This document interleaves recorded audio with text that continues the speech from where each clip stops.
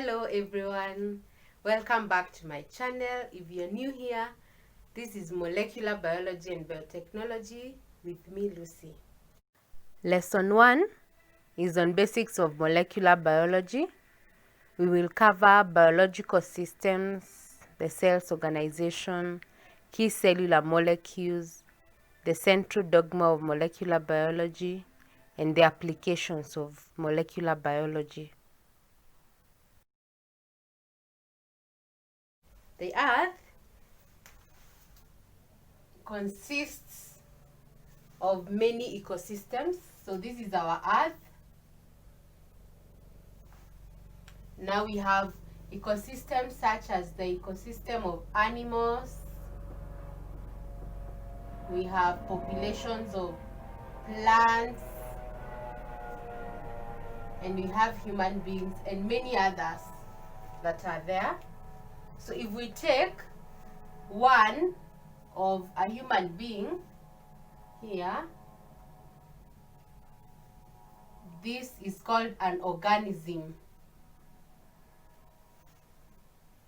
Then we can break down an organism further into organs.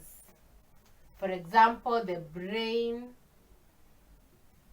the heart, the liver, etc. So these are organs. And we can break down organs again into cells. These cells, for example, if we take the organ liver, the cells are called hepatocytes. Hepatocytes. That is for the liver. And each organ has its own type of cells because they all perform different functions. Then we can break down the cells again into molecules. And these molecules, for example, we have nucleic acids like DNA, RNA. We have proteins. We have carbohydrates, and many others. And therefore, we can say in the hierarchy of biological systems, then we will begin from molecules, then we will go to cells, then we will build up to organs, then we will build up to an organism. Then the organism will form a population, let's say human beings, and then that is an ecosystem, and then many ecosystems will form the Earth. And remember, our focus is biology, that is the study of life, and therefore I'm not including any non-living organisms.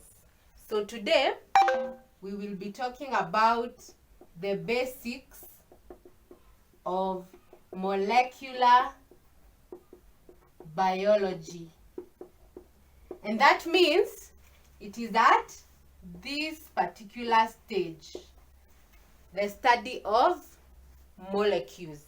And therefore, for us to understand molecular biology, it is important for you to know how biological systems are, like how they are arranged, like what is the smallest molecule until we get to the living beings that are on Earth. And therefore, for most of us, ecosystems we understand, an organism we understand, and organs, at least we know that the body has many different organs that perform different functions.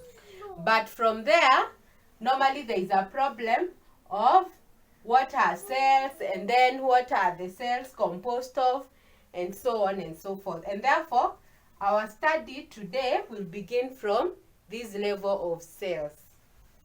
So cells can be divided into two major categories. That is prokaryotic and eukaryotic. And then eukaryotic can further be divided into plant, animal, and we could also have fungi. Then there is another agent that is not necessarily a cell, but it's called a virus. It's an agent that we know very well. We will put it there not because of anything else, but because it is involved a lot in molecular biology, and we will understand why we don't call it a cell. So first of all, what we will do, we will try to draw a basic structure of each of these cells and this agent, so that you can understand like basically what is in that particular cell, so that now we can go differentiating as we go on, and then include even the differences between these and then whatever molecules that are composed in these particular cells. So let's start with the virus, which we have said is an agent. We have an example, COVID-19, the scare of the world. COVID-19 is an agent. It is a non-living microbe or microorganism.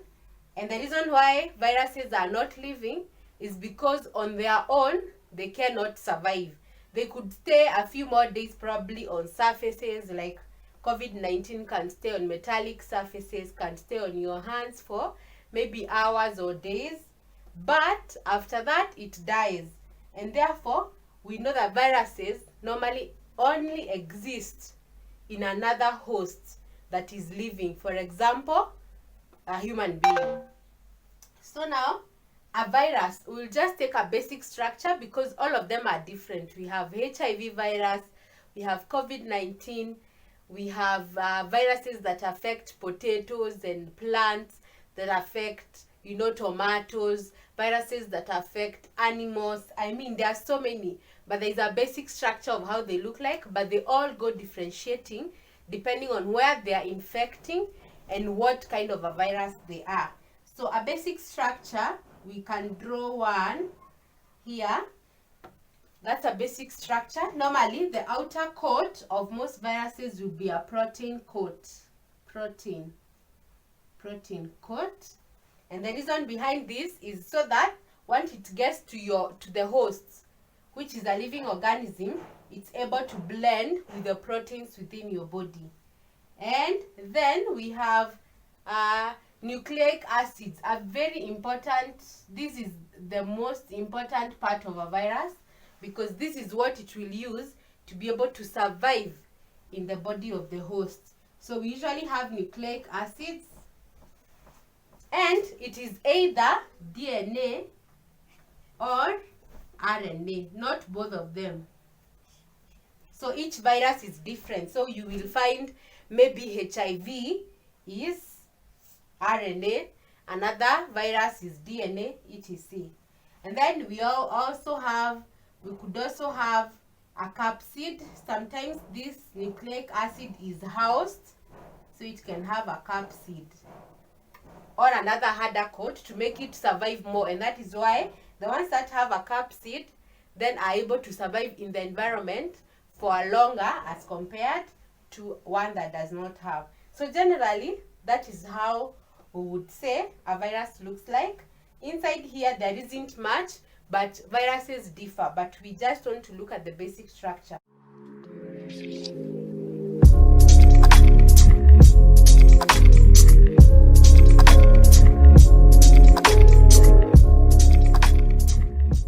Next one is prokaryotic cells. And we draw it here.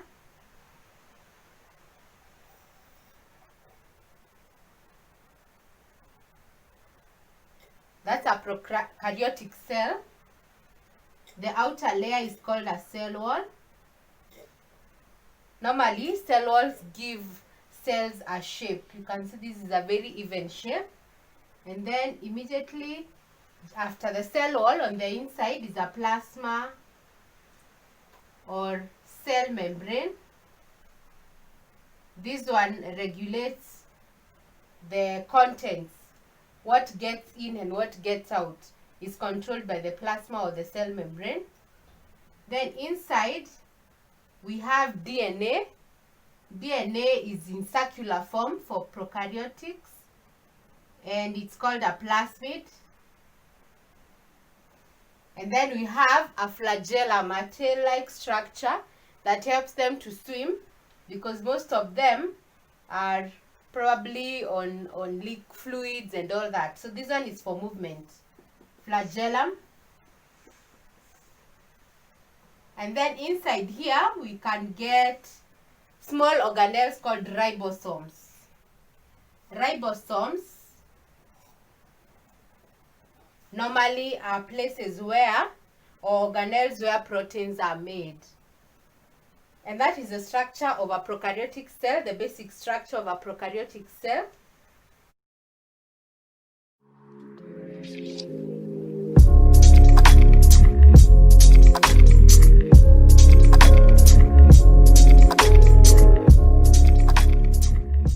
We move on to eukaryotic cells. We will look at just these two, plant and animal. So let's look at a plant cell. It also has an even shape because it has a cell wall. So this is the cell wall of the plant cell. It also has a plasma membrane after the cell wall. And then inside a plant cell, we usually have another bigger structure called a vacuole. Vacuole.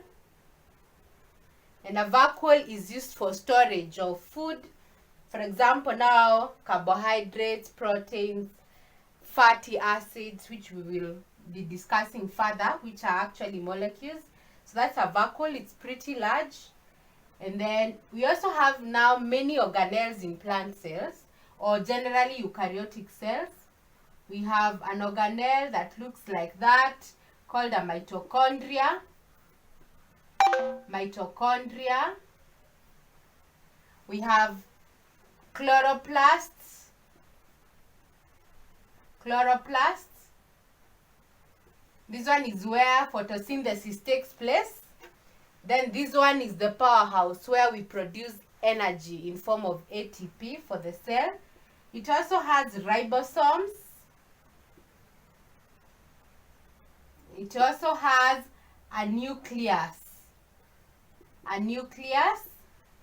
You realize that we did not have nucleus in these two, that is the viruses and prokaryotic cells. But now in eukaryotic cells, we usually have a nucleus.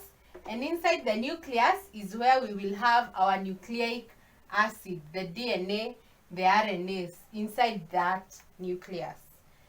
It also has so many. There are so many. I have put up a diagram on the slides to show you the very many organelles that are composed in a plant cell.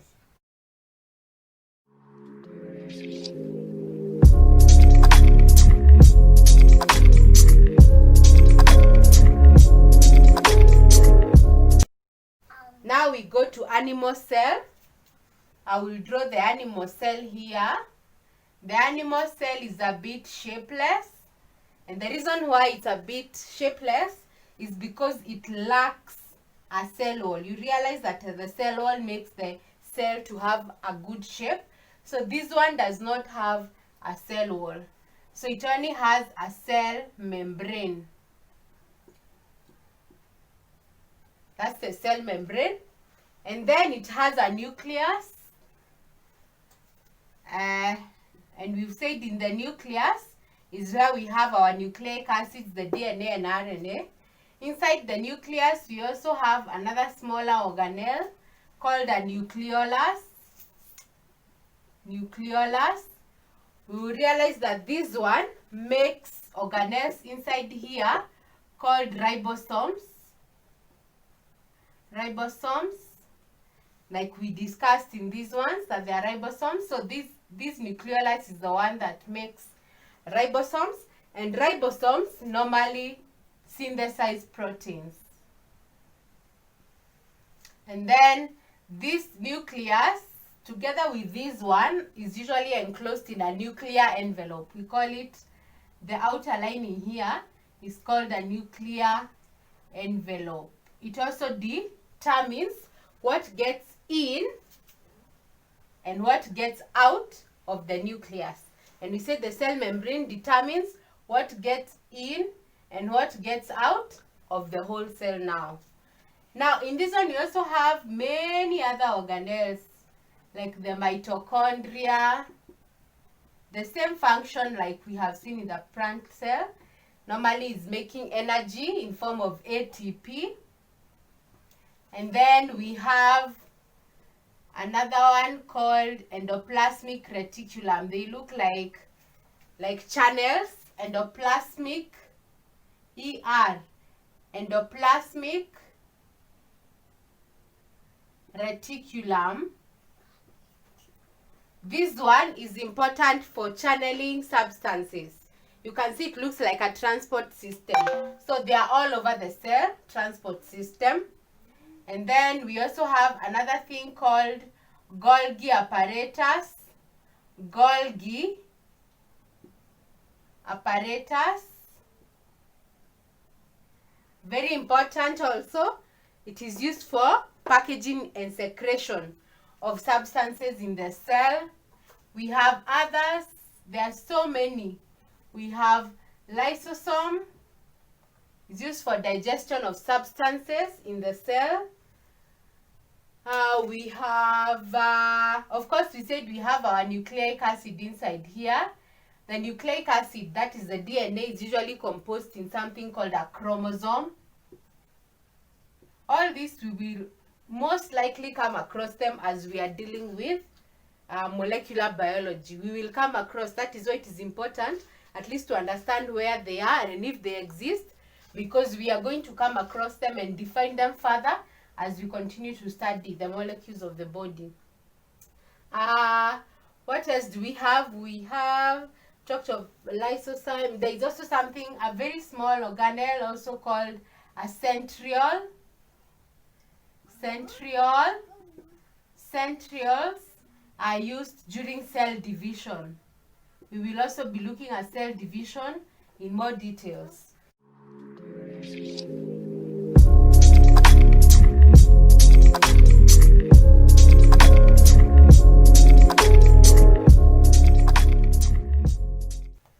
So now I want you to pause your video. You can pause it there. We do just a small exercise of trying to remind ourselves what are the functions of some of these parts of the cell that we have mentioned. So you can pause it like for 5 minutes, and I'll put up a slide where we have number 1 to 17. So this is an exercise. In the comment section, you will write, you realize that in the table that I'm providing, we have 1, 2 to 17.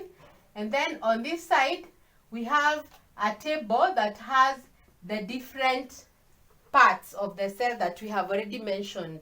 So what you're going to do at the comment section, you're going to write, if it's for question number 1, you're going to write what is the section, what is that section of the cell. Maybe number 1, you think the answer is ribosome.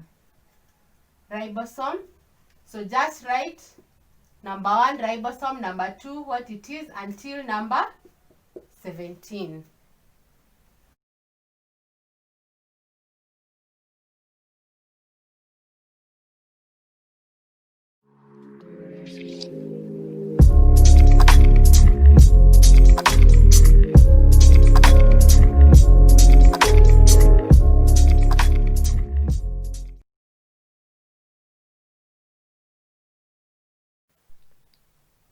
This slide summarizes some of the differences between viruses, prokaryotic cells, and eukaryotic cells with some examples that will help us in understanding more about the cell organization.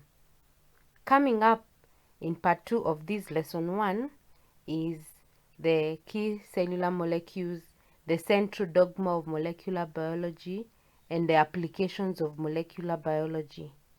Kindly subscribe so that you do not miss anything that I put up.